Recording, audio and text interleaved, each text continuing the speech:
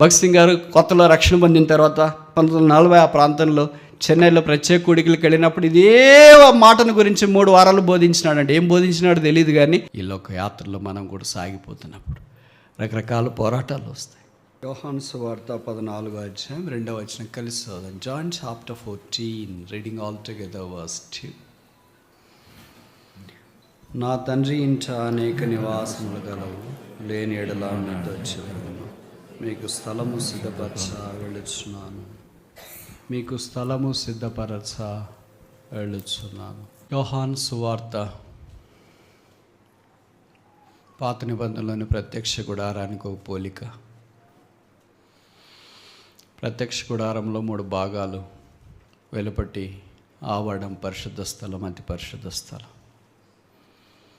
అలాగే యోహాను సువార్త కూడా 3 భాగాలు: వెలుపటి ఆవరణం, ఔటర్ కోర్ట్, మొదటి 10 అధ్యాయాలు, 11వ అధ్యాయం నుండి 16వ అధ్యాయం దాకా హోలీ ప్లేస్, పరిశుద్ధ స్థలం, 17వ అధ్యాయం శాంక్టమ్ ఆఫ్ శాంక్టోరియం, అతి పరిశుద్ధ స్థలం, హోలీ ఆఫ్ హోలీస్. వెలుపటి ఆవరణం మొదటి 10 అధ్యాయాల్లోనికి ఎవరైనా రావచ్చు.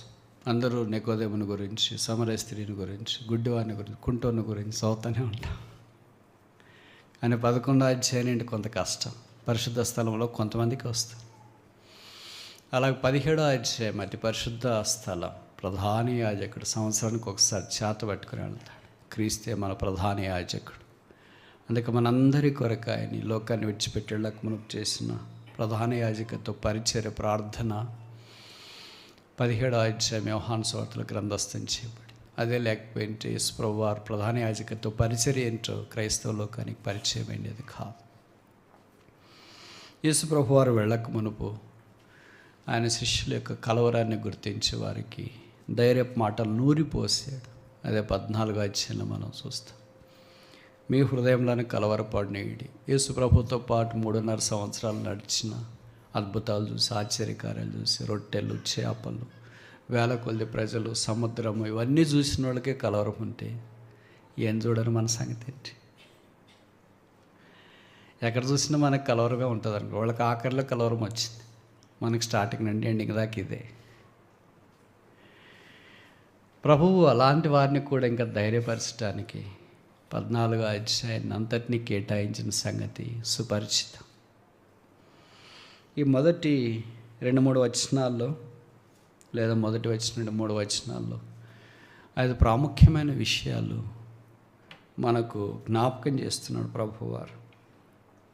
అంతకుముందు 11వ అధ్యాయం నుండి కొన్ని సంగతులు ప్రభు యొక్క పరిచర్య మన కొరకై ఎలాంటిదో పరిశుద్ధాత్మని జ్ఞాపకం చేస్తూ వచ్చిన 11వ అధ్యాయం ministry at the tomb, Lazar సమాధి దగ్గర పరిచర్య. This is the basic ministry of Christ. Before he can minister unto us at other places, he wants to minister us at our tomb, because we are all buried. ఎఫెసీ 2:1 ప్రకారం పాపముల చేత, అపరాధముల చేత చచ్చి లాజరు చనిపోయాడు, పాతి పెట్టారు. కనుక 11వ అధ్యాయంలో లాజర్ సమాధి దగ్గర యేసు ప్రభు పరిచర్య చేసి, యోహాను సువార్త 12వ అధ్యాయంలో మినిస్టర్ ద టేబుల్, యేసు ప్రభు బల్ల దగ్గర పరిచర్య చేసిన. లాజరు కూడా యేసు ప్రభుతో పాటు బలలో పాలు పొందిన వారిలో ఒకడు. Lazarus was one among them that sat at the table. 13వ అధ్యాయంలో మినిస్ట్రీ ఆఫ్ టువాలు పరిచర్య. ఆయన పాదాలు, శిష్యుల పాదాలు కడగటానికి ఆరంభించాడు. 14వ అధ్యాయంలో ministry to the troubled hearts, కలవరంతో నిండిన హృదయాలకు ఆయన పరిచర్య. 15వ అధ్యాయంలో ministry of a true vine, నిజమైన ద్రాక్షావళి యొక్క పరిచర్య. So ministry starts with term, ends with true vine. ఆయన సమాధి దగ్గర ఆరంభించినాడు, తోట దగ్గరికి వచ్చినాడు. అది ఇది ఒకే తోటే, సఫిక్స్, ప్రిఫిక్స్ మాత్రం వేరే. 11వ అధ్యాయము ప్రిఫిక్స్ ఏంటి? తెలుగు రాదా? సమాధి తోట. 15వ అధ్యాయం ప్రిఫిక్స్ ఏంటి? ద్రాక్ష తోట. తోటలే చాలా తేడాలు ఉంటాయి. సమాధి తోట వేరే, ద్రాక్ష తోట వేరే. సమాధి తోట మానవ జ్ఞాపం చేస్తుంది, ద్రాక్ష తోట జీవాన్ని జ్ఞాపకం చేస్తుంది. సో బిలీవర్స్ జర్నీ ఫ్రమ్ తోట టు తోట, చోట కాదు. కనుక we have started our journey from sepulchre to the vineyard. యేసు ప్రభు వారు మనకు పరిచర్య చేస్తున్నాడు. ఇక 14వ అధ్యాయంకి వచ్చేటప్పటికి ministry to the trouble hearts, కలవరంలో ఉన్న వారి కొరకు ఆయన చేస్తున్న పరిచర్య. 3 అధ్యాయాలు 3 వచనాల్లో 3 సంగతులు రాసినారు. మొదటిది, మీ హృదయమును కలవరపడనీకుడి, దేవుని యందు విశ్వాసం ఉంచున్నారు, నా యందును విశ్వాసం ఉంచుడి. బిలీవ్ ఇన్ మీ ఆల్సో, నా యందును విశ్వాసం ఉంచుడి. ఆయన యందు విశ్వాసం ఉంచితే ఏం కలుగుతుంది?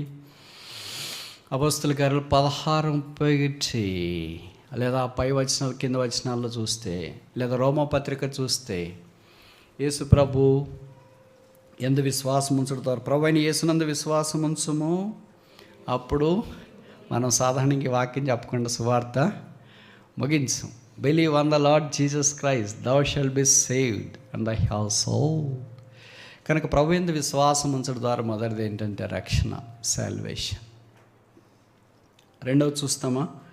14వ అధ్యాయం, జాన్ చాప్టర్ 14:2. నా తండ్రి ఇంట అనేక నివాసములు గలవు, లేని ఎడల మీతో చెప్పుదును, మీకు స్థలము సిద్ధపరచ వెళ్ళుచున్నాను. వాట్ ఈజ్ ఈ doing now? Is preparing a place for our service. ఆయన మనల్ని రక్షించి విడిచిపెట్టకుండా మనకు స్థలము సిద్ధపరుస్తున్నాడు. మూడవది, నేను వెళ్ళి మీకు స్థలము సిద్ధపరిచిన ఎడల నేనుండు స్థలములో మీరును ఉండలాగన. ఆయన ఎక్కడుంటే అక్కడే ఉంటాం, మనం కూడా ఉంటాం. ఆయన ఎక్కడుంటాడు? మనం ఉండే దగ్గర ఉండడు, ఆయన ఉండే దగ్గర మనం ఉండాలి. ఈ మాట అర్థమవుతుందా? ఆయన ఉండే దగ్గర మనం ఉండాలి, మనం ఉండే దగ్గర ఆయన అంటే మనం చాలాసార్లు కాని స్థలాల్లో ఉంటాం, wrong places. We cannot expect the right person to be found at the wrong people. యేసు ప్రభు యొక్క రక్తం ద్వారా 2-3 ఎక్కడైతే కడగబడిన వారు చేర్చబడతారో వారి మధ్యలో ఆయన ఉంటాడు. బట్ ఆయన ఎక్కడుంటాడో అక్కడ అదే పరిశుద్ధ స్థలం, అదే అతి పరిశుద్ధ స్థలం. కనుక శాంక్చురీ అతి పరిశుద్ధ స్థలం, ఆయన ఉండు స్థలం అది. 4వది యోహాను సువార్త 14వ అధ్యాయం. నా యొద్ద ఉండుటకు మిమ్మల్ని తీసుకొని నా యొద్ద ఉండుటకు, ఎ ప్లేస్ ఆఫ్ సేఫ్టీ. ఆయన యొద్ద ఉంటే ఇంక కష్టాలు లేవు, బాధలు లేవు, ఇబ్బందులు లేవు, ఇలాగ ఉండాలనేది లేదు. కానీ కొన్ని డిసడ్వాంటేజెస్ కూడా ఉన్నాయనుకో. ఆయన దగ్గర ఉంటే డిసడ్వాంటేజెస్ ఏంటి బ్రదర్ అని మీరు అనొచ్చు. ఉన్నాయి. మరి సండే బిర్యానీ ఉండదు, ఓకే, కొత్త బట్టలు ఉండవు, ఓకే, స్మార్ట్ ఫోన్ ఉండదు, ఓకే. ఆయన వద్దుంటే బహుశా మనందరికీ ఇవి డిసడ్వాంటేజెస్. కానీ ప్రభుకు స్తోత్రాలు, విల్ హ్యావ్ సేఫ్టీ. ఆయనతో భద్రంగా మనం ఉంచాం. ఈ 4 విషయాలు మనం చూసినాం. మొదటిది ఏంటి? నా యందు విశ్వాసం ఉంచుడి, సాల్వేషన్, రక్షణ. రెండవది ఏంటి? మీకు స్థలం సిద్ధపరిచి వెళ్ళొచ్చున్నాను, సర్వీస్. మూడవది ఏంటి? నేనుండు స్థలములో మీరును, శాంక్చురీ, పరిశుద్ధ స్థలము, మందిరము, సంఘము, గొర్రెపిల్లే దేవాలయం అనే ప్రకటనలో చెప్పబడుతూ వచ్చింది. 4వది ఏంటి? నా యొద్ద ఉండుటకు, ఎస్ ప్లేస్ ఆఫ్ సేఫ్టీ, ఆయనతో ఉంటాం. 5వది ఆఖరిది, నేను మరలా వచ్చి, second coming. This is the glorious and greatest hope of a Christian in the church. ఆయన మరలా రాకపోతే ఈ ప్రయాసంతా వ్యర్థ, ఇదంతా నిష్ఫలం. కనుక సెకండ్ కమింగ్. ఈ 3 వచనాల్లోనే పరిశుద్ధాత్మ దేవుడి 5 సంగతులన్నీ శాండ్విచ్ చేసిన తీరు శ్లాఘనీయం. ఇదే వాక్యం యొక్క రుచి, ఇదే వాక్యం యొక్క అద్భుతం. ఈ 5 విషయాలు ఒక్క విషయం మాత్రం నేను ఇప్పుడు మీ గమనానికి తీసుకురావాలని నేను కోరుతున్నాను. మీకు స్థలము సిద్ధపరచి వెళ్ళొచ్చున్నాను, సర్వీస్. ప్రభువు యొక్క స్థలం, ఆయనున్న స్థలంలో మనము కూడా ఉండాలనే దేవుని యొక్క కోరిక. స్థలం స్థలం స్థలం స్థలము సిద్ధపరుస్తున్నాడు. మనుషులు సిద్ధపరిచే స్థలం, ఒకవేళ నాన్నగారు అమ్మగారు పిల్లల కొరకు సిద్ధపరిచే స్థలం ఎలాగుంటుంది? వాళ్ళకంటే బాగుండాలని కోరుతారు. No father would ever think that his son and daughter would be inferior to them, not including a small కూలీ చేసుకునే వాళ్ళు కూడా మా వాడు నా మాదిరి కూలి చేసుకుంటే ఎంత బాగుండని కలలో కూడా కోరుకోడు. Never, not even once.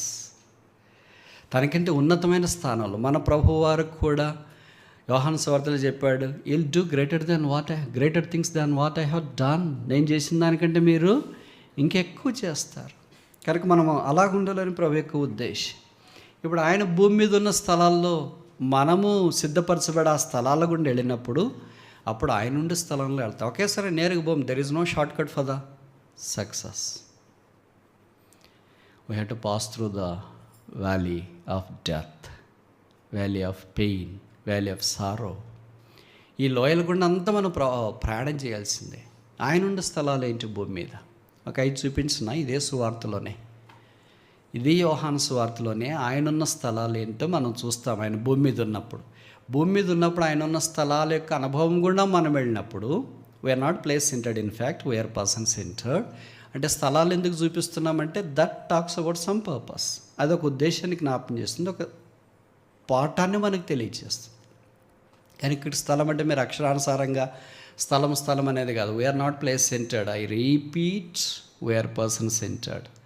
మనం క్రీస్తుకి చెందినవారు. కానీ ఆయన భూమి మీద ఉన్నప్పుడు చాలా స్థలాలు దర్శించినాడు, చాలా స్థలాల్లో ఆయన గురించి ప్రస్తావించిన. ఒక 5 మీకు చూపిస్తా. ఇది యేసు వార్తలో నుండి పరిచయమే మీకు, కానీ నేను అన్నీ ఏరుకుంటే, ఎందుకంటే నేను ఫ్రీగా ఉంటా కదా. మీ మాదిరి బిజీగా ఉంటే బహుశా కష్టం ఏరుకోవడం. మొదటిది యోహాను సువార్త 1వ అధ్యాయం, జాన్ చాప్టర్ 1 verse 39. 1:39, యోహాను 1:39. వచ్చి చూడడని ఆయన వారితో చెప్పగా వారు వెళ్ళి ఆయన కాపురమున్న స్థలము చూచి ఆ దినం ఆయన యొద్ద బస చేసిరి. కాపురమున్న స్థలము, డ్వెల్లింగ్ ప్లేస్.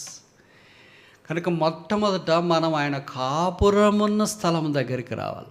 ఆయన ఉండు స్థలంలో మనం ఉండాలంటే this is basic, first step. ఆయన కాపురమున్న స్థలం ఏంటి? ఏమది మనకు జ్ఞాపకం చేస్తుంది? మనకు పరిచయం ఇక్కడ 2 యోహాను శిష్యులు, బాప్తిస్మ ఇచ్చే యోహాను శిష్యులు ఉన్నారు. బాప్తిస్మ ఇచ్చే యోహాను యేసు ప్రభువు వారిని చూచినప్పుడు ఇక్కడ రాయబడింది, ఆయన నడుచుచున్న యేసును చూచి. చూడండి ఆ వాక్యం, జాన్ చాప్టర్ 1 యోహాను 1:36. అతడు నడుచుచున్న యేసు వైపు చూచి,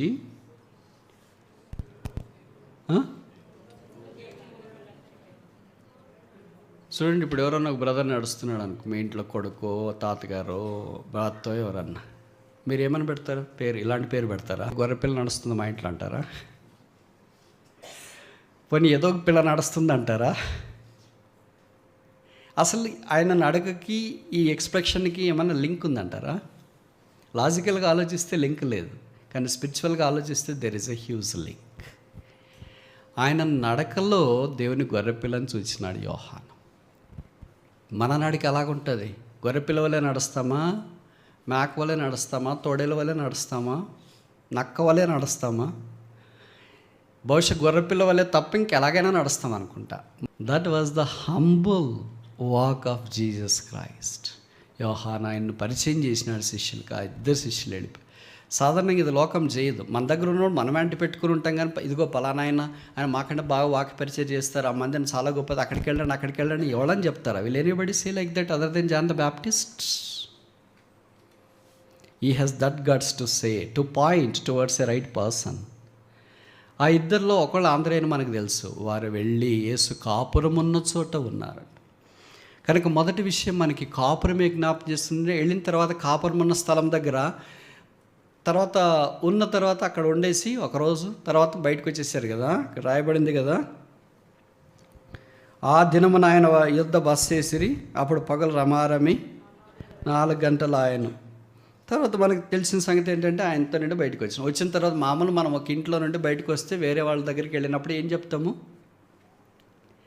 ఏమి చెప్తామో చెప్పండి. అంత అమాయకంగా కూర్చోవద్దండి, నాకు తెలుసు. మీరు చెప్తారా, నేను చెప్పాలా? ఇంటిని గురించి చెప్తామా, మనిషిని గురించి చెప్తామా? ఇంటిని గురించే, మనుషుల గురించే? ఇంటిని గురించి చెప్తా. అబ్బాయి ఇల్లు ఏం బాగుంది కదా, అసలు washrooms brother, star curtains brother, అదేంటి ఫ్రిడ్జ్ బ్రదర్, డబుల్ డెక్ అట్లా, దానికి కూడా టీవీ ఉంది బ్రదర్, ఇట్లా వంట చేస్తేనే వాక్యం వినొచ్చు. అసలు ఎట్లున్నది, రాబుద్ది కావట్లేదు బ్రదర్. ఏం చేస్తాను, మీరు ఫోన్ చేస్తుంటే మా ఆయన ఊరకే, మా పిల్లలు ఫోన్ చేస్తా ఉంటే వచ్చేసాం, అబ్బాయి ఏముంది బ్రదర్, వీళ్ళు బాగా చూసుకున్నారక్క, బాగా చూసుకున్నారు బ్రదర్. చూసుకునేకేం లేదనుకో, కానీ దానికి అస్సలు సమస్య, అసలు చూస్తుంటే అద్దాలు వేడ వదిలిపెట్టి రాబుద్ది కాదనుకో. We talk more about the place rather than the person. But here are the disciples who talk more about the person rather than a place. ఆ ఇల్లు బాగుందని చెప్పట్లేదు, స్థలం బాగుందని చెప్పట్లేదు, మీరు కూడా రావాలరా వచ్చి ఒక సెల్ఫీ తీసుకుందామని పేదల దగ్గరికి వచ్చి చెప్పట్లేదు ఆంధ్రయ్య. వీ హ్యావ్ డిస్కవర్డ్ మెస్సియా, మేము మెస్సియాను కనుగొంటిమి. This is the first place every human being has to discover a person called Jesus Christ as a savior. If he hasn't discovered him as a person of his own life as a savior, he can never be in the place of Jesus Christ. ఒక వ్యక్తి యేసును చూచి ఆయన రక్షకుడిగా అంగీకరించకపోతే యేసు ప్రభు ఉండే స్థలంలో ఆ వ్యక్తి ఉండలేడు. లేకపోతే ఆయా స్థలాల్లో ఉండి దేవుని యొక్క వాక్యం వింటున్నారేమో, వాక్యం పరిచయం, బైబిల్ పరిచయం, అన్ని పరిచయం ఉండవచ్చు, యేసు పరిచయమా? ఆంధ్రే చెప్పిన మాట ఇది, the world has never seen such a greatest discovery other than the discovery of Andrew, saying that we have discovered Messiah, మేము మెస్సియాను కనుగొంటిమి. No noble laureate would ever discover such a greatest discovery in this world other than this discovery. బహుశా watch కనుక్కునేది గొప్ప discovery కావచ్చు, అద్దాలు కనుక్కునేది గొప్ప discovery కావచ్చు, Michael కనుక్కునేది గొప్ప డిస్కవరీ కావచ్చు, మొబైల్ కనుక్కునేది గొప్ప డిస్కవరీ కావచ్చు, వాచ్ తర్వాత ఇంకేంటి లోకంలో ఉన్నవన్నీ గ్రేటెస్ట్ డిస్కవరీస్ కావచ్చు. But none of this discovery would ever overweight the discovery of Jesus Christ as a saviour and messiah. That was the discovery and made. ఇంకా యేసుని ఎరగకుండా ఉంటే ప్రభుని యేసు దగ్గర బాప్తిస్మ ఇచ్చే యోహాను దగ్గర ఉన్నాడు, యేసు ప్రభుని అట్లాగే చూస్తున్నాడు, కానీ యేసుని రక్షకుడిగా అంగీకరించలేదు. యేసు ప్రభు వారు మనల్ని ప్రేమించి ఆ దినానైతే ఆ స్థలములో ఉన్నాడు, ఈ దినానైతే మనల్ని ప్రేమించి మన కొరకే పరలోక స్థలములో ఆసీనుడై ఉన్నాడు. ఆయన మనల్ని ప్రేమించి మన కొరకే శిలువ మీదకి వెళ్ళి మనకు బదులుగా ఆయన తల మీద ముళ్ళ కిరీటం, ముఖం మీద ఉమ్మి, చేతుల్లో మేకులు, దేహమంతా కోడా దెబ్బలు, ఆయన రక్తాన్ని కార్చినాడు. ఆ సిలువను చూస్తున్నప్పుడు every time we look at the cross and graze at the cross, we need to think that it is my place. Your house is not your place, your office is not your place, your seat is not your place, your chair is not your place, your mat is not your place, even this place is not my place. My sole place and the place of my purpose is not of this world, but the place on the cross, because I sinned against God. నేను శిలువ మీద వేలాడదీయబడవలసిన వాడిని, నా స్థలం అదే. నన్ను ప్రేమించి నా కొరకే ప్రాణం పెట్టినవాడు ఆయన శిలువ మీదకి వెళ్ళి నన్ను ఈ భూమి మీద ఇలాంటి సమాధానకరమైన స్థితిలోనికి తోడుకొని వచ్చినాడు. దైవమా, ఇది ఏమి ప్రేమ! నా స్థలాన్ని తీసుకునే వారు ఎవరున్నారు? నా సిలువను తీసుకునేవారు ఎవరున్నారు? నా శిక్షను తీసుకునేవారు ఎవరున్నారు? నా అపరాధం తీసుకునేవారు ఎవరున్నారు? నా స్థలానికి వచ్చి నన్ను చూచేవారు ఎవరున్నారు? నీవు తప్ప. కనుక ప్రభువుని యేసునందు విశ్వాసం ఉంచు. పర్వాలేదులే అనుకోవద్దు, రోజులు చాలా ప్రతికూలంగా ఉన్నాయి. చిన్నోళ్ళైనా మాట్లాడుతున్నా ఇలాగ కూలిపోయిన వాళ్ళు ఎంతోమంది ఉన్నారు. పాటలు పాడుతూ కూలిపోయిన వాళ్ళు, ఓ మందినికి వస్తూ కూలిపోయిన వారు. లోకమా శాశ్వతము. బైబిల్ నీకు పరిచయం అయ్యండి, సండే క్లాస్కి వచ్చి, యూత్ మీటింగ్కి వచ్చి, ఆన్లైన్లో వాక్యం వింటూ ఉండి ఇంకా యేసుని హృదయంలో అంగీకరించకపోతే, నేను మెస్సియాను కనుగొంటే నేను చెప్పకపోతే, ఆ రక్షణ నీకు రాకపోతే, నీకంటే దురదృష్టవంతులు భవిష్యత్ భూమి మీద ఎవరు లేరేమో. నువ్వు పరలోకానికి చాలా సమీపంగా ఉన్నావు. You are so near to the kingdom of God but not in the kingdom of God. ప్రభువైన యేసునందు విశ్వాసం ఉంచాలని కోరుతున్నా. యేసు ఎవరో అని తెలుసుకోగోరుతున్నావా? ఆంధ్రే ఆయన్ని గుర్తించినాడు, ఎరిగాడు. మీకు తెలుసు కదా, భారతదేశాన్ని 3 సిక్కులు ప్రభావితం చేసినారు క్రీస్తు కొరకు పంజాబ్ రాష్ట్రంలో నుండి. మొదటి వ్యక్తి పేరు కర్తార్ సింగ్, రెండో వ్యక్తి పేరు సాధు సుందర్ సింగ్, మూడో వ్యక్తి పేరు మనకు తెలుసు భగత్ గారు అని. ఈ కర్తార్ సింగ్ గారి గురించి చాలామందికి తెలియకపోవచ్చు. సాధు సుందర్ సింగ్ గారిని గురించి కొంతమందికి తెలుసు. ఆయన పేరు యాక్చువల్గా సాధు సుందర్ సింగ్ కాదు, ఆయన పేరు సుందర్ సింగ్. వాళ్ళ ఆయన పేరు సర్దార్ సింగ్. చాలా ధనిక కుటుంబంలో జన్మించిన వాళ్ళ నాన్న కనుచూపు మేరలో చూసిన, మీకు తెలుసు పంజాబ్ 5 నదులు ప్రవహిస్తాయని, కనుచూపు మేరలో చూసిన వాళ్ళకి వరి పొలాలు ఉంటాయంట. అసలు మేర చూడడం అంటే ఒక దగ్గర నుండి నిలబడి ఇంకొక దగ్గర మేర అంటే కొంతమందికి పాత్రలకు తెలిసి ఉంటుంది. ఒక మేర దగ్గర నిలబడి, ఒక ఎడ్జ్ దగ్గర నిలబడి వాళ్ళ పొలాలు చివరికి ఏనాడు చూడలేదంట. ఉత్తరం నుండి దక్షిణానికి, తూర్పు నుండి పడమరకి. అంత సువిశాలమైన సామ్రాజ్యం కలిగిన వాడు. 16 ఏళ్లలోనే దేవుడు అంటే ఎవరో తెలుసుకోవాలని జిజ్ఞాస కలిగింది. ఎవరో బైబిల్ ఇచ్చినారు. బైబిల్ తీసుకుని వెళ్ళి ఉదయకాలం పంజాబ్లో మీకు తెలుసు కదా, చాలా చలి ఉంటుంది. చలికాలం బైబిల్ ఇస్తే చలిమంటి కన్నా ఉపయోగపడుతుందని బైబిల్ తీసుకొని వచ్చి ఆ బైబిల్ని చలిమంటలు వేసుకొని రాత్రి అంతా చలిమంట కాసుకున్నాడంట. ఉదయకాలం అయిపోయింది. ప్రభుని ఎరగాలని నిజదేవుడు ఎవరో తెలుసుకోవాలని జిజ్ఞాసతో అరుణోదయాన దేవుడు ఎవరో నాకు కనిపించాలా, లేకపోతే మా ఊరికి అల్లంత సమీపాన రైల్వే ట్రాక్ ఉంది, దాని మీద నేను పడి చనిపోవాలని తీర్మానం చేసుకున్నాడు. ఆ రైల్వే ట్రాక్ అల్లంత దూరం దగ్గరికి వెళ్ళాడు. ఇలాగో ఆలోచించసాగాడు. దేవుడా, నువ్వెవరు, నీ పేరేంచి, నువ్వెవరో నాకు ప్రత్యక్షపరచుకోకపోతే ఈ ఉదయకాలం సూర్యోదయం కాకమునిపే రైలు ఇట్లాగా వెళుతుండగా నా ప్రాణాన్ని తీసుకుంటా. అలాగే రైలు దగ్గరికి రాబోతుంది, ఇంకా హార్న్ కూడా ఇచ్చేస్తుంది. అప్పుడు అదే రైలు ట్రాక్ మీద సెలవులో దీనుడై వేలాడుతున్న యేసు ప్రభు యొక్క దృశ్యం ఆయన చూశారంట. ప్రకాశమానమైన వెలుగు. ఎవరు? యేసా. రాత్రి నేను బైబిల్ కాల్చిన చలిమంటికి వస్తుందని ఈ యేసు నిజమైన దేవుడా, ఈ రక్షకుడు నిజమైన దేవుడా, ఈయన నిజమైన దేవుడా, నా పాపాల కొరకు చనిపోయాడా, యేసు రక్తం కడుగుతుందా? అలాగే మోకరించినాడు. తనకు తెలిసిన భాషలో యేసును అంగీకరించడానికి ఆరంభించినాడు. తన పాపాలు ఒప్పుకున్నాడు. హృదయం అంతా తేలికైపోయింది. జీవితం మార్చబడింది. అరుణోదయ దర్శనం. తూర్పున సూర్యుడు ఉదయిస్తూ ఉంటే తన హృదయంలో కూడా నీతి సూర్యుడు ఉదయించినాడు. అక్కడి నుండి లేచినాడు. రైలు వెళ్ళిపోయింది. తిరిగి ఇంటికి వచ్చినాడు. అది మొదలుకొని క్రీస్తు కొరకు సాక్షిగా జీవించడానికి దేవుడు వాడుకుంటూ వచ్చినాడు. వాళ్ళ నాన్నగారు చెప్పారంట, యేసుని అంగీకరించినావు అని నాకు తెలిసింది. యేసుని నిరాకరిస్తే, యేసు నాకు అవసరం లేదంటే నా ఆస్తంతా నీకే. ఒకవైపు కనుచూపు మేరలో కనిపిస్తున్న 5 నదులు కలిసే పంజాబ్ రాష్ట్రంలోని సారవంతమైన మాగాడి నేల.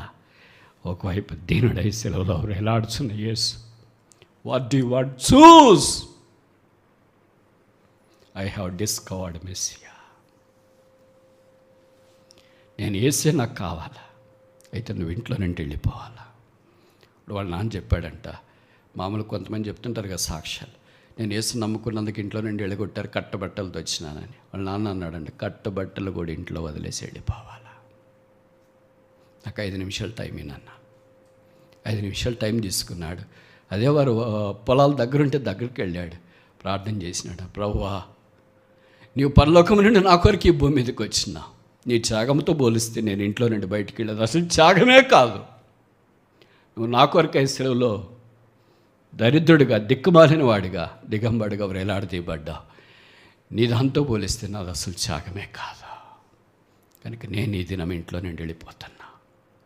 అలాంత దూరం తమలపాకు తోటలు, అరటి తోటలు ఇవన్నీ తనకు కనిపిస్తున్నాయి. వాళ్ళ పొలాలే. వెళ్ళాడు. ఆకులు తీసుకున్నాడు. ఆదాము వల్లే కచ్చడం తయారు చేసుకున్నాడు. తనున్న డ్రెస్ తీసేసినాడు. అలాగ ఆకుల్లో చుట్టేసినాడు. వాళ్ళ నాన్న పాదాల దగ్గర పెట్టాడు. సెల్యూట్. తిరిగి జీవితంలో లోకాన్ని ఆశించలేదు. That is the influence, that is the byproduct of discovering messiah. నేను మెస్సియాను కనుగొంటుని. ఎంతకాలం ఇలాగ ఉంటాం?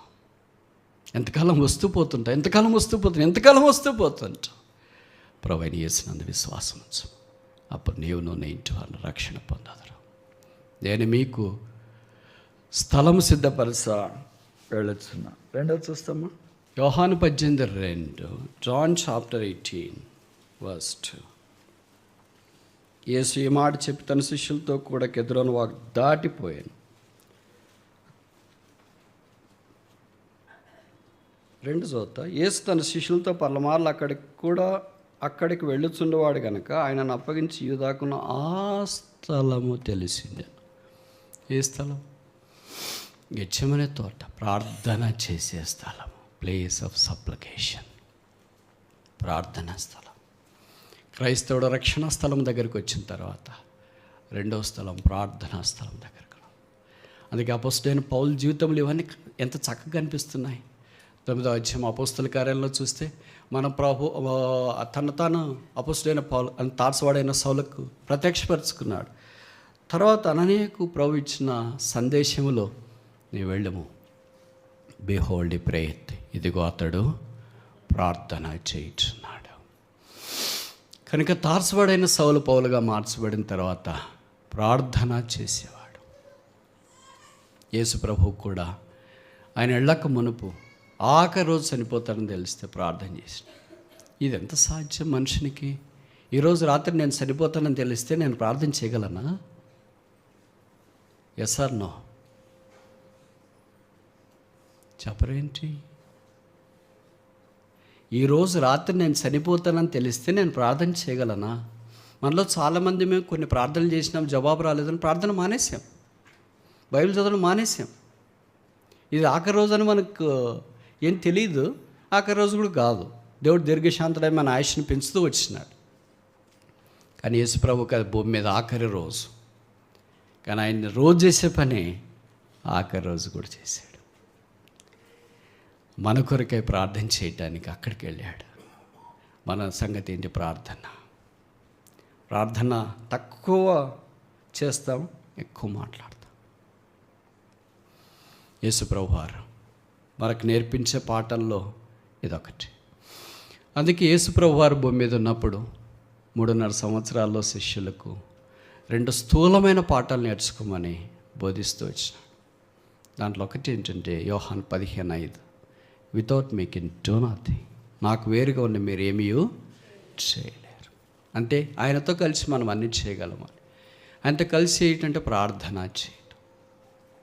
మనం ఎంత ప్రార్థన చేస్తామో అంత ఎక్కువగా పని చేయటానికి అవకాశం ఉంది.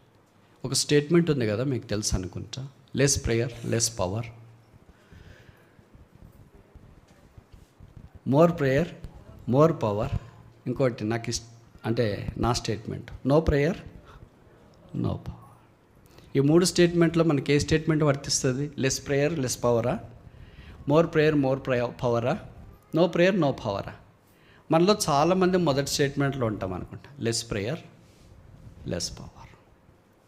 ఎస్ ప్రోవర్ more prayer more power, Bhagat Singh గారు మోర్ ప్రేయర్ మోర్ పవర్, సాధు సుందర్ సింగ్ గారు మోర్ ప్రేయర్ మోర్ పవర్.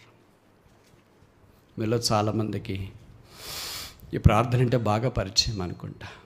అందుకే జాన్ బెన్యన్ అన్నాడు, బెడ్ఫోర్డ్ జైల్లో ఉన్నప్పుడు క్రీస్తు కొరకై ఆయన జైల్లో ఉంటే ఇంగ్లాండ్ దేశంలో, I never elapsed a day without praying to God, although I was in a Bedford jail. Bedford జైల్లో నేనున్నా, ప్రార్థన చేయకుండా నా జీవితంలో ఒక దినం గడిచినట్లు గుర్తులేదు. జైల్లో ఉన్న ఆయన ప్రార్థన చేసినాడు, జైల్లో ఉన్న పౌలు ప్రార్థన చేసినాడు. కానీ స్వేచ్ఛగా ఏసీ హాల్స్లో ఉన్న మనం ప్రార్థన చేయలేకపోవడం విషాదకరమైన సంగతి. ప్రార్థన అవసరమేముందిలే అని బహుశా మనం అనుకుంటుంటామేమో. కానీ ప్రార్థన మనం దేవునితో మాట్లాడే ఆధ్యాత్మికమైన సంబంధాన్ని జ్ఞాపకం చేసుకుంటాం. ఇది మీకు కాదు, కొన్ని చోట్ల నేను ఇలాగ చెప్పా, ఏదైనా చిన్న చిన్న సంఘాలకు వెళ్తే, బ్రదర్ మీరు సోమవారం నుండి శనివారం దాకా, ఆదివారం కాకుండా ఉదయకాలం 5:30 నుండి 7 దాకా చిన్న ప్రార్థన కూడికి పెట్టుకోవచ్చు కదా ప్రతిరోజు. అయ్యో సంఘ ప్రార్థన పెడుతున్నాం బ్రదర్, ఉపవాస ప్రార్థన పెడుతున్నాం, చైట్ ప్రేయర్ పెడుతున్నాం, ఆన్లైన్ ప్రేయర్ పెడుతున్నాం, అవన్నీ ఒకాబులరీ తెలుసు బ్రదర్ నాకు. That's all there in our dictionaries, we praise God for that. ఇప్పుడు కొత్తది ఏంటంటే ఉదయకాలం 5:30 నుండి 6 దాకా ఒక పాట, ఒక కీర్తన చదువుకోవడం, వచ్చిన వాళ్ళు వచ్చినట్లకు ప్రార్థన చేసుకోవడం. నాకు తెలిసి ఈ పాటికి చాలామంది రిటైర్డ్ అయ్యారు, ప్రభుకు స్తోత్రాలు. అది కూడా మంచిదే. కనుక 5:30 నుండి 6, 7 దాకా మన ఇంట్లో ఉంటాను. అంటే కొంతమంది వాకింగ్కి వెళ్తారు, జిమ్ అలాగే వెళ్తారు అనుకో, ప్రార్థన చేసి వెళ్ళొచ్చు. అలా కొంతమంది ప్రార్థన ఆరంభించినారు కొన్ని సంఘాల్లో. చాలా విచిత్రమైన ఆశ్చర్యకరమైన సంగతి ఏంటంటే ఆదివారము ఆరాధనకి ఎంతమంది వస్తారో అంతకంటే ఎక్కువ మంది వస్తారంట ఆ ప్రార్థనకి. చుట్టుపక్కల సంఘాల వాళ్ళ దగ్గర కూడా ప్రాకింది దావానముల. వారు ప్రార్థన అనుభవించిన తర్వాత దేవునితో ఓ ప్రత్యేకమైన ఆధ్యాత్మికమైన వలయములోనికి, ఆధ్యాత్మికతలోనికి, సమస్యల పరిష్కారం దిశగా, దేవుని యొక్క నడిపింపు దిశగా వెళ్ళినట్లు గుర్తిస్తూ వచ్చినారు. మన వ్యక్తిగత కుటుంబ సంఘ జీవితాల్లో యేసు ప్రభు మనకు మాదిరి. No model is better than the model of Jesus Christ. Christ is our prototype. Christ is our model. కనుక రెండవ స్థలము ప్రార్థనా స్థలం. మూడవది చూస్తామా? యోహాను సువార్త 19వ అధ్యాయం 13వ వచనం. John chapter 19 verse 13. యోహాను 19:13. పిలాతు ఈ మాటలు విని యేసును బయటికి తీసుకుని వచ్చి రాళ్ళు పరిచిన స్థలమందు న్యాయపీఠం మీద కూర్చుండాను. హెబ్రీ భాషలో ఆ స్థలమునకు గబ్బాతా. ఇది మూడవ స్థలం. ఏ స్థలం? ఏ స్థలమో? వెరీ గుడ్, చాలా బాగా చెప్తారు. యోహాను భక్తుడు 21 అధ్యాయాలు రాశాడు. ఇవన్నీ మనకు పరిచయం చేస్తాడు. ఒక్కొక్క అధ్యాయంలో రొట్టె అంటాడు, ఒక అధ్యాయంలో రాయి అంటాడు, ఒక అధ్యాయంలో వస్త్రం అంటాడు, ఒక అధ్యాయంలో పచ్చిగడ్డి అంటాడు, ఒక అధ్యాయంలో చేపలు అంటాడు. ఒక సామాన్యమైన మనకు రోజు కనిపించే సంగతులన్నిటిని తీసుకుని వచ్చి దైవవర్తమానం తెలియచేయటానికి పరిశుద్ధాత్మ దేవుడు నిజంగా ఆయన సిద్ధపరిచిన తీరు శ్లాఘనీయం.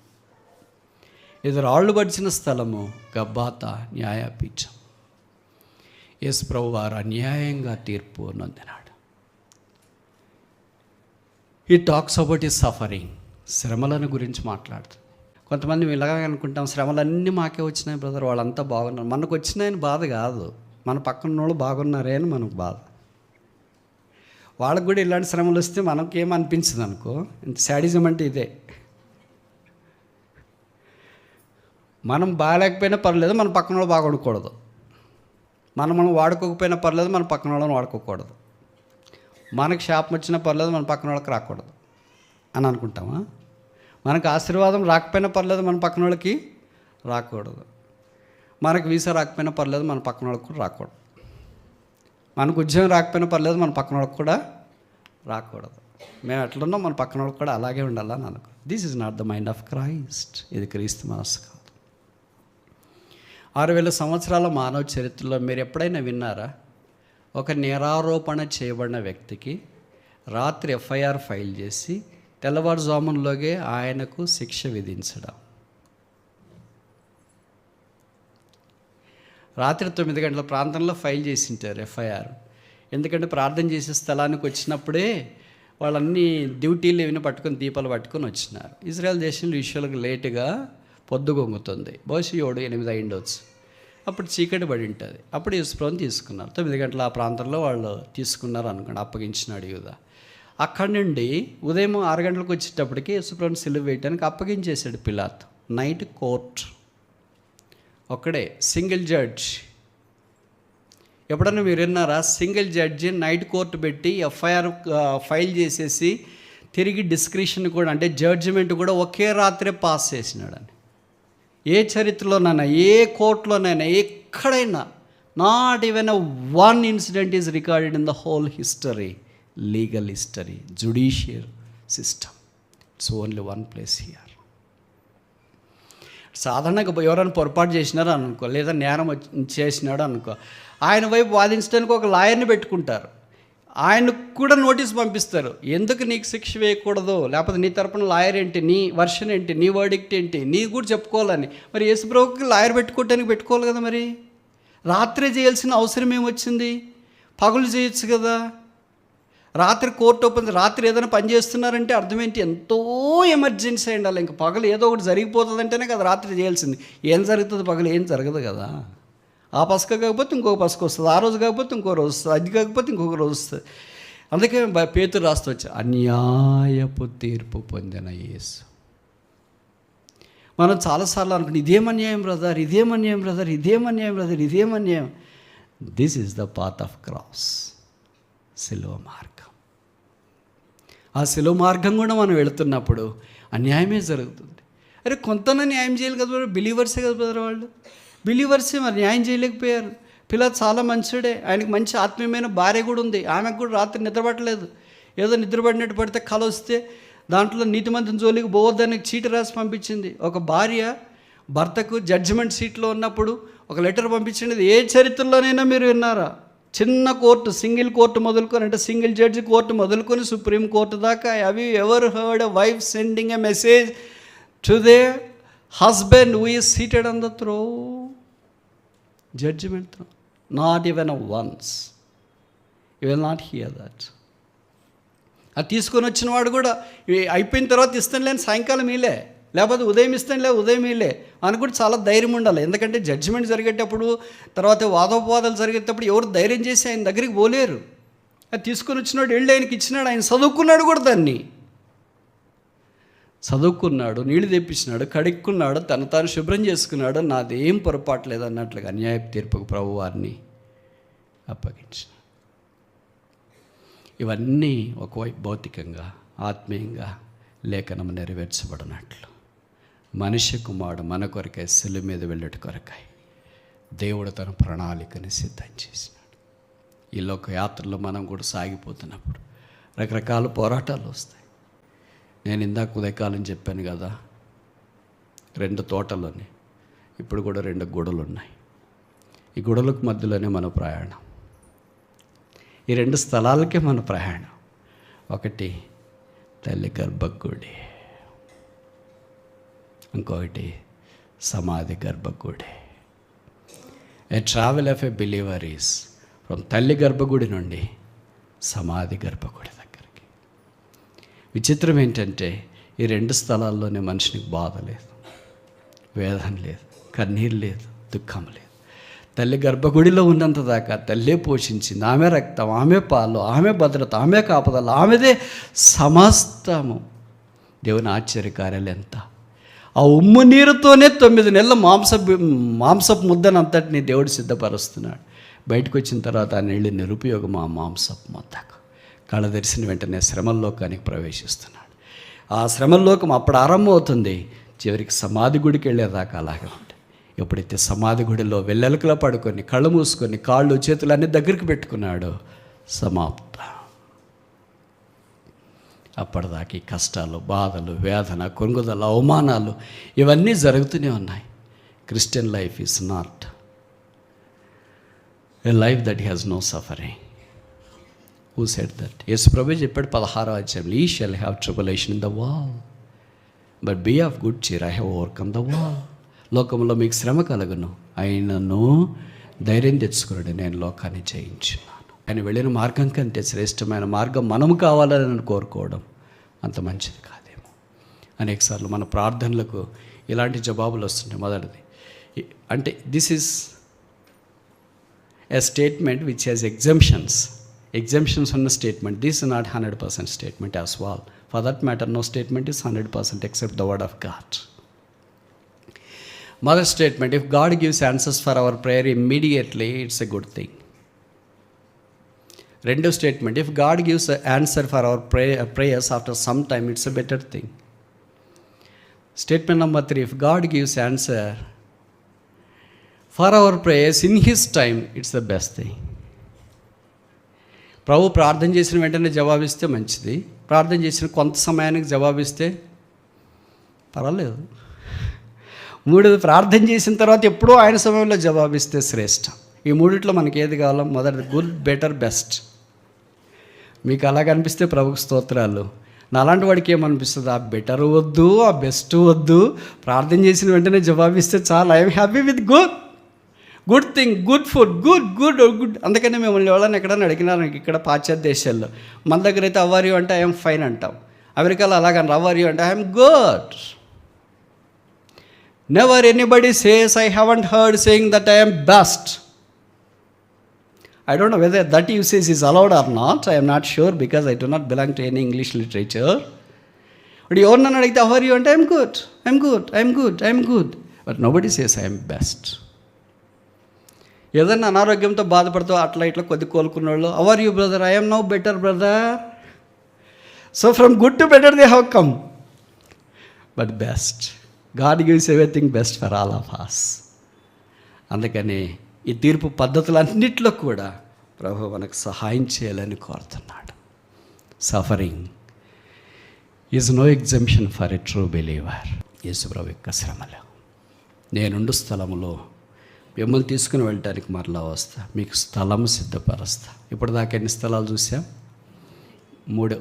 మొదటిది ఏంటి? నివసించే స్థలం, ప్లేస్ ఆఫ్ సాల్వేషన్. రెండవది ఏంటి? ప్రార్థన చేసిన స్థలం, ప్లేస్ ఆఫ్ సప్లికేషన్. మూడవది ఏంటి? రాళ్ళు పరిచిన స్థలం, గొల్గొతా, ప్లేస్ ఆఫ్ సఫరింగ్. 4వది చూస్తామా? యోహాను సువార్త 19వ అధ్యాయం 17వ వచనం. John chapter 19:17. వారు యేసును తీసుకొని పోయిరి. ఆయన తన శిలువ మోసుకొని కపాల స్థలమను చోటికి, హెబ్రీ భాషలో దానికి గొల్గొతా అని పేరు. కపాల స్థలం. ఇదే మనకి యేసుప్రభు యొక్క త్యాగానికి నా ప్లేస్ ఆఫ్ సాక్రిఫైస్. యేసుప్రభు వారు ఆ స్థలానికి వెళ్ళకుండా ఉంటే బహుశా మనం ఆ స్థలానికి వెళ్ళాలి. ఇంకా దిస్ ఈజ్ అవర్ ప్లేస్. కానీ యేసుప్రభు మన స్థానాన్ని తీసుకోవటానికి ఇష్టపడి కపాలమన్న స్థలానికి వెళ్ళాడు. దేవుడు మనల్ని ప్రేమించిన ప్రేమకు పరాకాష్ట ఆ శిలువ. అందుకనే శిలువ దగ్గర మాత్రమే దేవుని యొక్క ప్రేమ పరాకాష్ట పతాకాన్ని మనం చూడవచ్చు. మీకు తెలుసు, భూమి మీద తల్లిదండ్రులు పిల్లల్ని ఎంతో బాగా చూసుకుంటారు. గర్భంలో ఉన్నప్పటి నుండి పిల్లలంటే మమకారం.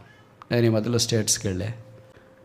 అప్పుడే డెలివరీ అయిన ఒక దంపతులు, అంటే బిడ్డను కన్నా దంపతుల దగ్గరికి వెళ్ళా. వాళ్ళ కొరకు ప్రార్థన చేస్తామని వాళ్ళు తీసుకెళ్ళారు. అప్పుడు వాళ్ళు సాక్ష్యం చెప్తా, మామూలుగా భార్యాభర్తలు ఇద్దరు ఒకరికొకరు పొట్టపొట్టికి చెప్తుంటారు కదా, నాకంటే చిన్నోళ్ళే కనుక ఇలాగ చెప్పడం ఆరంభించినారు. ఎట్లా బాగుందా? అంత బాగున్నారు ఇద్దరు పిల్లలు, అంత బాగున్నాం బదార్. బట్ దేవుడి దయ వల్ల, పరిశుద్ధుల ప్రార్థన వల్ల ఈజీ డెలివరీ అయిపోయింది అని. ఓకే, ఇంక నేను ఎక్కువ అడగకూడదు, ఎందుకంటే నాకు లైసెన్స్ లేదు, మీ అందరికీ తెలుసు కదా. అప్పుడు వాళ్ళే చెప్పారు, బ్రదర్ అసలు చెప్తే వినట్లేదు బ్రదర్, మీరన్నా చెప్పండి సిస్టర్కి. ఏంటి ఏం జరిగింది బ్రదర్? ఏం లేదు బ్రదర్, అది డెలివరీ కొద్దిగా నార్మల్గా ట్రై చేస్తూనే ఏమంటా ఉంది. నార్మల్ అని ట్రై చేసినాము, కానీ వీలు కాలేదు. డాక్టర్ వచ్చినాడు. అప్పుడు డాక్టర్ వచ్చి నార్మల్ వీలు కాదు కనుక మనం ఎలాగైనా సిజరీన్ చేయాల్సింది, సెక్షన్ చేయాల్సిందే అని అన్నాడు. అప్పుడు బిడ్డకి ఏమన్నా అవుతుందేమో అని బాధపడుతుంది అని. భర్తకేమి, భార్యకి ఏం కాకూడదు. భార్యకేంటి, బేబీకి ఏం కాకూడదు. అసలు బేబీని ఇంకా చూడడం లేదు, ఎలాగుందో తెలియదు, ఎట్లున్నాడో తెలియదు, ఎవరి రూపంలో ఉన్నాడో తెలియదు. కానీ తల్లికి ఏం మమకారం, నాకేం కాదులేండి. భర్తను చెప్తా ఉందా, నాకేం కాదులేండి, చేస్తాము. బేబీకి ఏమన్నా అయిపోతుందేమో అని బాధ. ఈయనకేం బాధ, ఈమెకి ఏమన్నా అయిపోతుందేమో. Is more interested in wife and she is more interested in the baby. తల్లి గర్భంలో పిండంగా ఉన్నప్పుడు బేబీని గురించి ఒక తల్లికి అంత మమకారం. ఎవరు పెట్టారు ఇది? ఏ హార్మోన్లు, ఏ డిఎన్ఏలో దేవుడు ఇది పెట్టాడు? సైన్స్ పండితులు అన్నారు, తల్లి గర్భం ధరించి బిడ్డ నార్మల్ డెలివరీకి వచ్చేటప్పుడు కొన్న 32 పక్కటెముకలు ఎరిగినంత పని అయిపోద్దంట. ఆయన బిడ్డను భూమి మీదకి తీసుకొని వచ్చిన తర్వాత బిడ్డను చూసుకుంటే ఆ వేదన, దాన్ని బైబిల్లో రాయబడిన ప్రసవ వేదన, అదంతా ఒక్కసారి పోతుంది. ఒక తల్లి 9 నెలలు మోసి వెంకలన్నీ ఇరిగిపోయేటట్లుగా ప్రసవ వేదన పడి బిడ్డని ఈ భూమి మీదకి తెచ్చినప్పుడు ఎంత సంతోషపడుతుందో, అంతకంటే ఎక్కువ ప్రేమించి ఆ పరలోక ప్రభువుల మీదకి వెళ్ళి మన కొరకై పడిన వేదన, యాతన, బాధ, ఆయన మోము సోలిపోయింది. స్వరూపమైన సొగసైన లేనివాడుగా వికారుడుగా మార్చబడ్డాడు.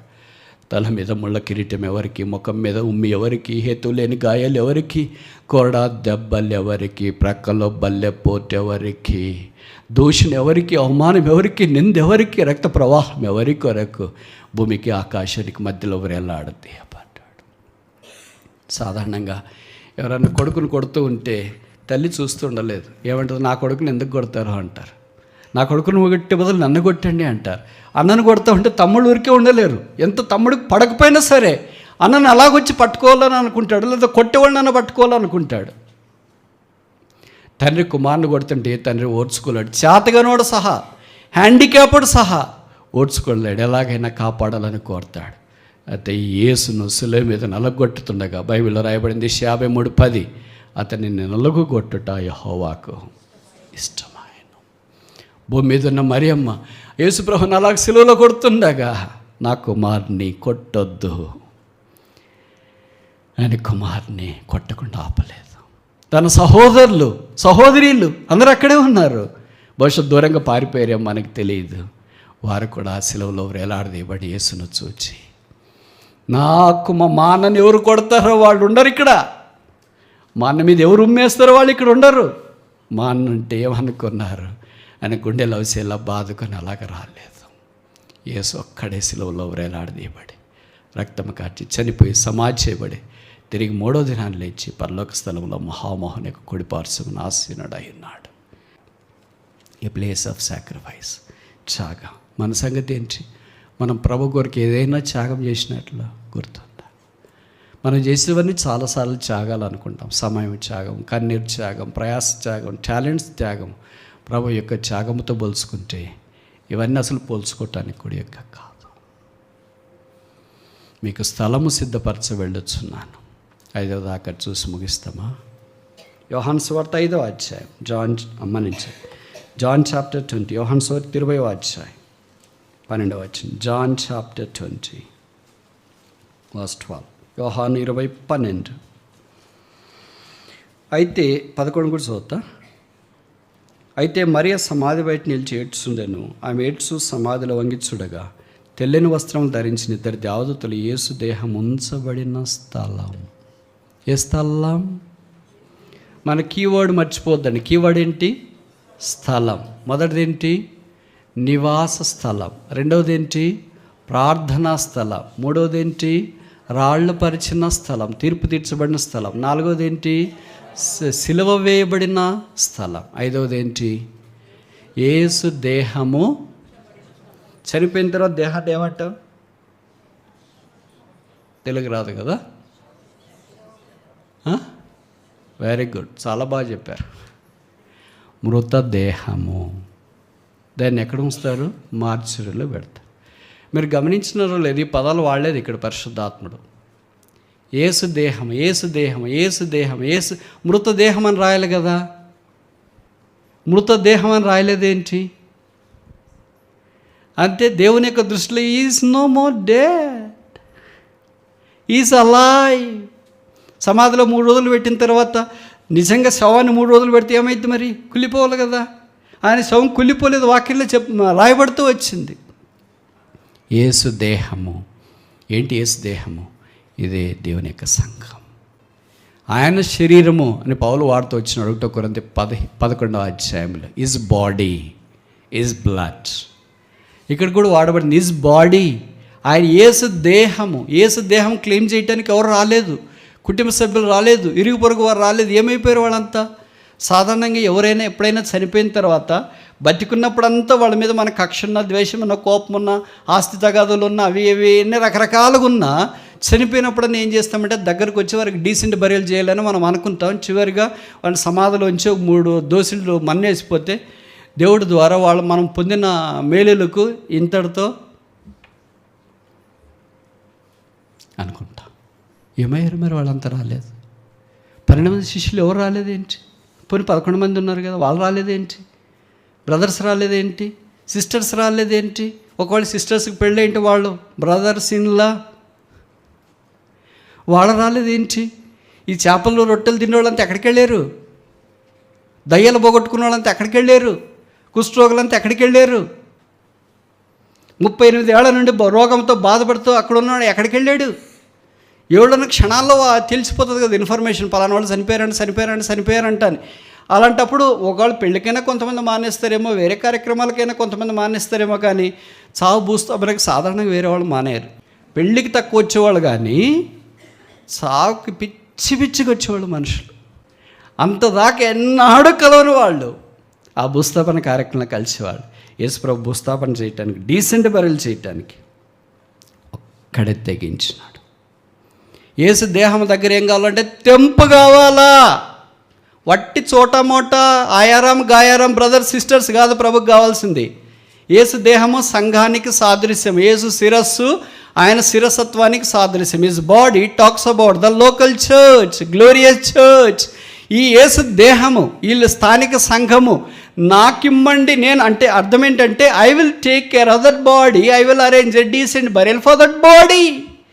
ఆ దేహాన్ని నేను భద్రంగా చూసుకునే బాధ్యత నాకు. పొడిసేవాళ్ళు పొడిచినారు, కొట్టేవాళ్ళు కొట్టినారు, ఉమ్మేసేవాళ్ళు ఉమ్మేసారు, రకరకాలు చేసేవాళ్ళు చేస్తున్నారు దేహానికి.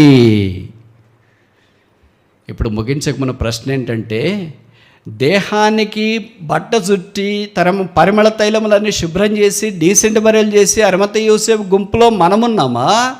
లేదా దేహాన్ని కోడాలతో కొట్టే రోమా సైనికులు, బల్యంతో పడిచే రోమా సైనికులు, ఆ దేహాన్ని సిలువకు అప్పగించే పిలాతు, ఆ దేహం మీద ఉమ్మి వేసే యూదులు, శాస్త్రులు, పరిసయ్యులకు గుంపులో మనమున్నామా?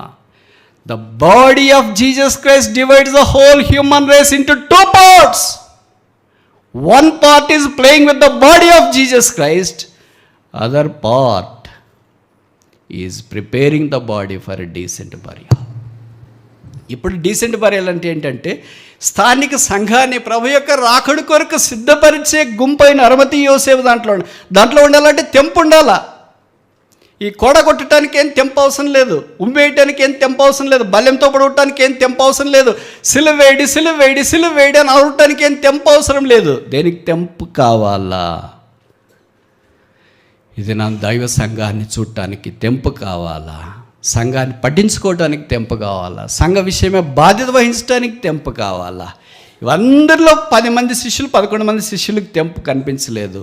ఆయన సహోదరులకు తెంపు కనిపించలేదు, సిస్టర్స్కి తెంపు కనిపించలేదు. ఎక్కడో ఉన్నాడు అరిమతయి యోసేపు, సన్హెద్రిన్ మహాసభలో ఒక మెంబరు. ఆయన వచ్చినాడు, తెంపుతో వచ్చినాడు. పిలాతు దగ్గర దేహాన్ని తీసుకున్నాడు. బైబిల్లో రాయబడింది, ఆయన ఉంచిన స్థలము ఎక్కడ ఉన్నారంటే దేవదూతలు ఎక్కడున్నారమ్మా? కాళ్ళ దగ్గర ఒకరు. అంటే అర్థమేంటి? The body of Jesus Christ is guarded by heavenly security. This tells us that the today's church is guarded by heavenly security. తల దగ్గర వాళ్ళు, కాళ్ళ దగ్గర వాళ్ళు దేవదూతలు అంటే ఇంకెవాళ్ళు వస్తారు? దయాల దూతలు. మీకు తెలుసు కదా ఒక్కొక్క దేవదూత కెపాసిటీ. ఒక దేవదూతను బయటకు వదిలితే 1,00,000+, దాదాపు 1,80,000 దాకా వాళ్ళు అట్లే టచ్. అలాంటిది ముందు ఒకళ్ళు వెనకొకళ్ళు ఉన్నారంటే ఇంకెన్ని లక్షల మంది వచ్చినా సరే వాళ్ళు చేస్తున్నారు. This tells us that the body of Jesus Christ is now no more out of the security zone of Christ. It is within the purview of security zone of Christ. క్రీస్తు యొక్క సెక్యూరిటీ జోన్లోనే ఉంది. ఆ దేవదూతలు ఉన్నారు, వాళ్ళు మాట్లాడుతున్నారు, వాళ్ళు మాట్లాడారు. ఎవరైనా ఈ సంఘం దగ్గరికి వచ్చినప్పుడు ఎవరు మాట్లాడుతున్నారు? It is not the dead body or the body that is speaking, it is the angels that are guarding the body speaking. Why do you seek the living among dead? Bhagat Singh గారు కొత్తలో రక్షణ పొందిన తర్వాత 1940 ఆ ప్రాంతంలో చెన్నైలో ప్రత్యేక కూడికలకు వెళ్ళినప్పుడు ఇదే మాటను గురించి 3 వారాలు బోధించినాడంటే. ఏం బోధించినాడో తెలియదు, కానీ మనకు ఒక వచనం చదవాలంటేనే కష్టమవుతుంది. Why do you seek the living among dead? సజీవుడైన వానిని మృతులలో మీరెందుకు వెతుకుచున్నారు?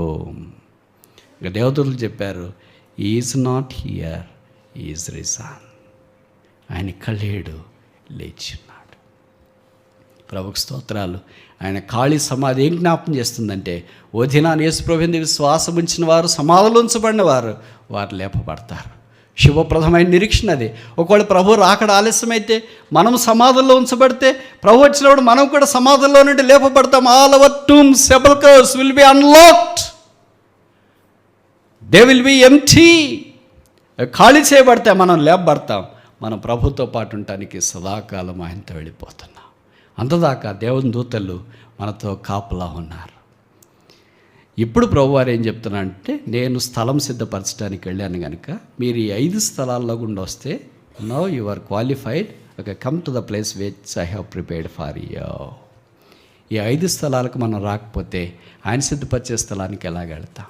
ఇప్పుడు ఒక మాట నేను చెప్పి ముగించిన. ఆయనే భూమి మీదకి వచ్చినప్పుడు లూకాసు వార్త 2వ అధ్యాయంలో ఆయన తల్లిని గురించి చెప్పబడింది. ఆమె అక్కడ ఉన్నప్పుడు ప్రసవ దినములో నిండినప్పుడు సత్రములో వారికి, ఆయన పుట్టినప్పుడు స్థలం లేకపోయిన వ్యక్తి ఆయన మనకు ఎలా స్థలం సిద్ధపరుస్తాడని అనుకుంటారండి కదా? Logical question. ఆయనకే స్థలం లేకపోతే మనకి ఎలా స్థలం సిద్ధపరిచినాడు? That is God. Mark 10:27 with God all things are possible. దేవుడికి సమస్తము సాధ్యం. మనుషుడు ఆయన నిరాకరించినాడు. మనుషుని హృదయంలో సత్రములో కూడా ఆయనకి స్థలం లేదు. అయితే పరలోకంలో ఆయనకి స్థలం ఉంది. దానికి ఒక పేరు పెట్టారు. 2:14 లూకాసు సువార్తలో, అప్పుడు ఆ దూతతో కూడా పరలోక సైన్య సమూహము, ఏ స్థలం అది? సర్వోన్నతమైన స్థలము. స్థలం ఎక్కడ లేదు? తెలుగులో చెప్పండి అమ్మా బైబిల్ పదము. సత్రములో స్థలము లేదు. ఎక్కడుంది స్థలం? సర్వోన్నతమైన స్థలం. This is God. సత్రములో స్థలం లేదు, సర్వోన్నతమైన స్థలములో ఆయనకి స్థలం సిద్ధపరచబడింది. మహోన్నతమైన స్థలములో నివసించేవాడు ఈ సత్రములో స్థలం లేని మానవ జాతిని ఆయన సిద్ధపరిచి ఆ మహోన్నతమైన స్థలంలోనికి తీసుకురావాలని కోరుతున్నాడు. ముగించక మన ప్రశ్న ఏంటంటే, 5 స్థలాల్లో మనం ఏ స్థలంలో ఉన్నామా? మొదటి స్థలము నుండి, రక్షణ స్థలము నుండి సప్లికేషన్, ప్రార్థన స్థలంలోనికి రావాలి. ప్రార్థన స్థలంలో నుండి సఫరింగ్ అనే స్థలం, శ్రమల స్థలంలోనికి రావాలి. శ్రమల స్థలం నుండి సాక్రిఫైస్ అనే స్థలంలోనికి, అనగా సిలువేయబడిన అనుభవంలోనికి రావాలి. ఆ తర్వాత అక్కడి నుండి 5వది ఆఖరిది ఆయన ఉండే స్థలంలోనికి, శాంక్చురీ, గొర్రెపిల్లే దేవాలయం. 21వ కీర్తన మనించండి. 21వ అధ్యాయం ప్రకటన గ్రంథంలో చెప్పబడింది కదా, the tabernacle of God is with men. ఇదిగో దేవుని నివాసము మనుషుల మధ్య, తానే వారికి దేవుడైండను, వారు ఆయన ప్రజలయ్యిందరు. This a glorious union. ఇది మహిమాన్వితమైన ఐక్యత. అక్కడికి మనం ఓ దినాన్ని ఎడనై ఉన్నాం, ఆయనతో పాటు ఉండనై ఉన్నాం. స్థలం ఇయ్యను మా కొరకై సర్వోన్నతమైన స్థలంలో సిద్ధపరిచిన సర్వలోకనాథుడు ఎంత గొప్పవాడు. స్థలమీనోనికి ఏం జరగాల? స్థలమీనవానికి ఏం జరగాల? స్థలం లేకుండా కావాలా? It's human logic. మీ ఇల్లు మా ఇంటికి ఎంత దూరమో మా ఇల్లు మీ ఇంటికి కూడా అంతే దూరం. మాది తినాలే, మీది తినాలే. కానీ అలా కాదు. దేవుని దగ్గరికి వచ్చేటప్పటికి, మీరు నాకు స్థలమే లేదు కదా భూమి మీదకి, అయితే నేను మీ కొరకు పరలోకంలో స్థలం సిద్ధపరిచినాను. అందుకని గొర్రెపిల్ల వివాహ మహోత్సవం నాకు పిలువబడిన వారు ధన్యులు. ప్రభుకు స్తోత్రాలు. ఉదయం ఆయన రాబోతున్నాడు. ఆయనతో పాటు ఉండటానికి మనం సదాకాలం ఆ పరలోక రాజ్యంలోనికి కొనిపోబడతాం. బైబిల్లో రాయబడింది, మనం ఆయన చూస్తాం, ఆయన వలే ఉంటాం, ఆయనతో ఉంటాం, ఆయన సన్నిధిలోనే మనం సదాకాలం ఉంటాం. బైబిల్లో రాయబడింది, we shall be with him. ఆయనతోనే మనం ఉండనాయన. ఈ లోకాన్ని దుఃఖము, వేదన, కృంగుదల, అవమానము, పాపం ఇవన్నిటి నుండి తప్పించబడి యేసు దేహము పరిశుద్ధమైనదిగా, నిష్కళంకమైనదిగా, నిర్దోషమైనదిగా ఎలాగా 3 రోజుల సమాధిలో నుండి బయటకు వచ్చినప్పుడు సిద్ధంగా ఉంచబడిందో, ఆ దేహం బయటికి ఎలాగా మహిమాదేహముగా లేపబడిందో, శిష్యులకు ఇళ్ళలో కనిపించిందో, అలాగా దేహము ఒమ్మా గ్రామానికి వెళుతున్న వారితో మాట్లాడుతూ వెళ్ళిందో, వదిన ప్రభుత్వం కూడా మనం అలాంటి మహిమాదేహాన్ని మనం కలిగి ఉండనైనా.